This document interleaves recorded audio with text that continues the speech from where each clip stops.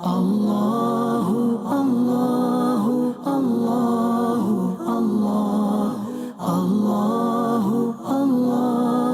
اللہ اللہ۔ آنکھوں سے محروم لیکن دل میں قرآن پاک کی شمع کو روشن کرنے کی جستجو میں مصروف عمل ان طالب علم کی خوش نصیبی کے کیا کہنے۔ نابینا ہونے کے باوجود قرآن پاک حفظ کرنے کی کوشش کر رہے ہیں۔ صرف یہی نہیں بلکہ 10 صحابہ کرام نے قرآن پاک کو اپنے سینوں میں بھی محفوظ کرنے یعنی حفظ کرنے کی سعادت حاصل کر دی ہے۔ ہر روز میں قرآن پڑھوں کاش خدایا۔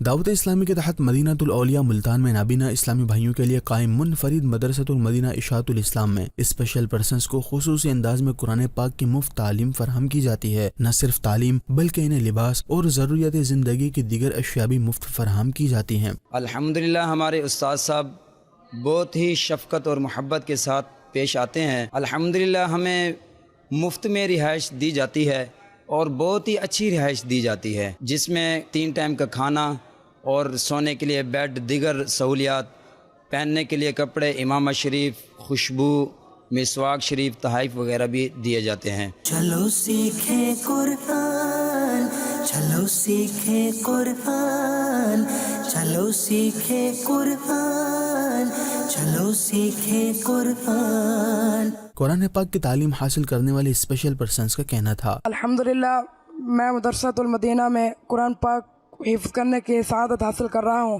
میرے اب تک 13 سپارے کمپلیٹ ہو چکے ہیں اور سالانہ امتحان میں میرے 98 نمبر آئے ہیں، جس میں نے پہلی پوزیشن حاصل کی ہے۔ یاد رہے کہ ان جیسے اسپیشل پرسنز اور دیگر طلبہ کرام کو دعوت اسلامی کے تحت قرآن و سنت کی مفت تعلیم کی فراہمی عاشقان رسول کے مالی تعاون کی مدد سے ممکن ہوتی ہے۔ لہٰذا آپ بھی 3 نومبر کو ٹیلی تھون میں حصہ لے کر عطیات جمع کروائیں تاکہ یہ سلسلہ جاری و ساری رہے۔ مدنی چینل کے ناظرین، آپ بھی ٹیلی تھون میں حصہ ملائیے تاکہ ہم جیسے بچے مفت میں تعلیم حاصل کر سکیں۔ چلو سیکھیں قرآن، چلو سیکھیں قرآن۔